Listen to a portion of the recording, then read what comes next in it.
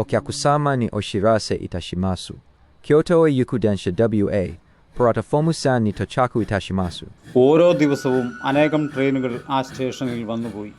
പക്ഷേ ആ നീണ്ട 10 വർഷങ്ങൾക്കിടയിൽ ഒരു തവണ പോലും കുഞ്ഞു കണ്ണുകൾ തിരയുന്നത് നിർത്തിയില്ല. ലോകം കണ്ട ഏറ്റവും വലിയ കാത്തിരിപ്പിൻ്റെ കഥ. സ്നേഹം എന്ന വാക്കിന് അനേകം നിർവചനങ്ങളുണ്ടാകും. എന്നാൽ ജപ്പാനിലെ ഷിബൂയ റെയിൽവേ സ്റ്റേഷൻ്റെ മണ്ണിൽ എഴുതപ്പെട്ടത് വാക്കുകൾക്ക് അതീതമായൊരു സ്നേഹ കാവ്യമാണ്. അവിടെയുള്ള ഹാച്ചിക്കോയുടെ പ്രതിമ കേവലം ഒരു സ്മാരകമല്ല, അത് കാലദേശാന്തരങ്ങളെ വെല്ലുവിളിച്ച നിശബ്ദ വിപ്ലവമാണ്.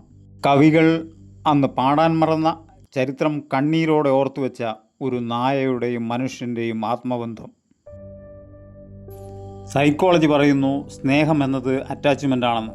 എന്നാൽ ഹാച്ചിക്കോയുടെ കാര്യത്തിൽ അത് വെറും ആസക്തിയായിരുന്നില്ല, അത് അൺകണ്ടീഷണൽ ലോയൽറ്റി അഥവാ നിരുപാധിക വിശ്വസ്തതയായിരുന്നു.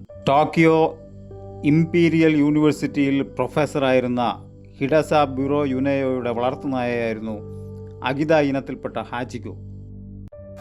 വളരെ ചെറുപ്പത്തിൽ പ്രൊഫസറുടെ കയ്യിലെത്തിയിരുന്നവൻ. അഗിത നായവർഗത്തെ ജപ്പാൻ ഒരു ദേശീയ നിധിയായി കണക്കാക്കുന്നു, നാഷണൽ ട്രഷർ. അവർ സന്തോഷത്തിൻ്റെയും ദീർഘായുസ്സിൻ്റെയും പ്രത്യക്ഷ അടയാളങ്ങളായി അവയെ ചിത്രീകരിക്കുന്നു. 1920 മുതൽ എല്ലാ ദിവസവും അവൻ പ്രൊഫസറോടൊപ്പം സ്റ്റേഷനിലെത്തുമായിരുന്നു. എന്നാൽ 1925 മെയ് 21 പെട്ടെന്നുണ്ടായ സെറിബ്രൽ ഹെമറേജ് കാരണം ലെക്ചർ എടുത്തുകൊണ്ടിരിക്കെ അദ്ദേഹത്തെ മടക്കമില്ലാത്ത ലോകത്തേക്ക് യാത്രയാക്കി. അനന്തതയിൽ ഒരു ബിന്ദുവായി ലയിച്ചു ചേർന്നു. പക്ഷേ ഹാച്ചിയുടെ മസ്തിഷ്കം മനുഷ്യരിൽ നിന്ന് വ്യത്യസ്തമായിരുന്നു. മനുഷ്യന് മരണം ഒരു അവസാനമാണ്, എന്നാൽ അവന് ഒരു ഇടവേള മാത്രമായിരുന്നു. തനിക്ക് പ്രിയപ്പെട്ടവൻ മടങ്ങി വരുമെന്ന ശുഭാപ്തി വിശ്വാസം, ഓപ്റ്റിമിസം അവൻ്റെ ഓരോ കോശങ്ങളിലും അലിഞ്ഞു ചേർന്നിരുന്നു.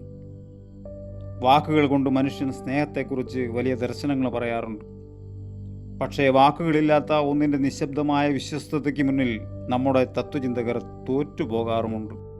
പിന്നീട് കടന്നുപോയത് നീണ്ട 9 വർഷവും 9 മാസവും 15 ദിവസങ്ങളുമായിരുന്നു. വേനലും മഴയും ശൈത്യവും ഷിബയുടെ മണ്ണിൽ ചായങ്ങൾ പൂശി. പക്ഷെ ആ സ്റ്റേഷൻ പടിയിൽ ഒരു വിശുദ്ധ വിഗ്രഹം പോലെ അവനിരുന്നു. ഓരോ ട്രെയിൻ എത്തുമ്പോഴും ഹാച്ചിക്കോ ജനക്കൂട്ടത്തിനിടയിൽ ആ മുഖം തിരഞ്ഞു. വിശപ്പും ദാഹവും വാർദ്ധക്യവും അവനെ തളർത്തിയിട്ടും താൻ സ്നേഹിക്കുന്ന മനുഷ്യനോടുള്ള വാക്കുപാലിക്കാൻ അവൻ അവിടെ തന്നെ ഇരുന്നു. സാഹിത്യകാരന്മാർ ഈ കാത്തിരിപ്പിനെ അനന്തതയുടെ സംഗീതം എന്ന് വിളിച്ചു. ഓരോ ദിവസവും അവൻ ആട്ടിപ്പായിച്ചവർ പോലും പിന്നീട് അവനു വേണ്ടി കണ്ണീർ വാർത്തു. മനുഷ്യനാണെങ്കിൽ ചോദിക്കുമായിരുന്നില്ലേ, എന്തിനു വേണ്ടി, എത്ര നാൾ കാത്തിരിക്കണം, എനിക്കെന്ത് കിട്ടുമെന്ന്? മനുഷ്യന് സ്നേഹം പലപ്പോഴും ഒരു ഇടപാടാണ്. എന്നാൽ അവന് വിശ്വസ്തത ഒരു തീരുമാനമായിരുന്നില്ല, അത് മാറ്റാൻ അറിയാത്ത ബന്ധമായിരുന്നു. 1935 മാർച്ച് 8 ഹാച്ചി ആ സ്റ്റേഷൻ മണ്ണിൽ അവസാന ശ്വാസമെടുത്തു. ഒടുവിൽ നീണ്ട 10 വർഷത്തെ കാത്തിരിപ്പിന് ശേഷം അവൻ തൻ്റെ യജമാനെ കാണാൻ ആകാശത്തിൻ്റെ അതിരുകൾ കടന്ന് പോയിട്ടുണ്ടാവണം.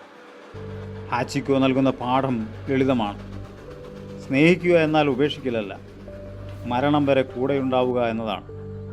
ഇന്നും ഷിബൂയ റെയിൽവേ സ്റ്റേഷനിലെ ആ പ്രതിമ ലോകത്തോട് വിളിച്ചു പറയുന്നത് ഇതാണ്. മരണത്തിന് ശരീരങ്ങളെ വേർപെടുത്താം, പക്ഷേ ഹൃദയങ്ങളെ തോൽപ്പിക്കാനാവില്ല. മനുഷ്യ, ഹാച്ചിക്കോ ഒരു നായയാണ്.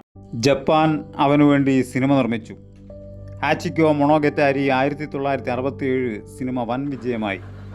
റിച്ചാർഡ് ഗെയർ അഭിനയിച്ച ഹാച്ചി എ ഡോഗ് ടെയിൽ എന്ന ഹോളിവുഡ് ചിത്രം അവൻ്റെ പ്രശസ്തി ലോകമെമ്പാടും എത്തിച്ചു. കുട്ടികളുടെ പാഠപുസ്തകങ്ങളിൽ വരെ അവൻ്റെ കഥയെത്തി. ഷിബൂയ റെയിൽവേ സ്റ്റേഷൻ മുതൽ ഹാച്ചിക്കോ ജനിച്ച അഗിത പ്രവിശ്യയിലെ ഒഡേറ്റ് വരെ പ്രതിമകൾ സ്ഥാപിക്കപ്പെട്ടു. അവിടെ അവൻ്റെ പേരിൽ മ്യൂസിയവും പ്രവർത്തിക്കുന്നു. ടോക്കിയോയിലെ നാഷണൽ മ്യൂസിയം ഓഫ് നേച്ചർ ആൻഡ് സയൻസിൽ ഹാച്ചിക്കോയെ സ്റ്റെഫ് ചെയ്ത് സൂക്ഷിച്ചിട്ടുണ്ട്. അയോയമ സെമിത്തേരിയിൽ പ്രൊഫസർ യുനോയുടെ ശവകുടീരത്തിന് തൊട്ടടുത്തായി ഹാച്ചിക്കോയ്ക്കും സ്മാരകമുണ്ട്. മൃഗങ്ങൾ പലപ്പോഴും മനുഷ്യനെ തോൽപ്പിക്കാറുണ്ട്, അല്ലേ?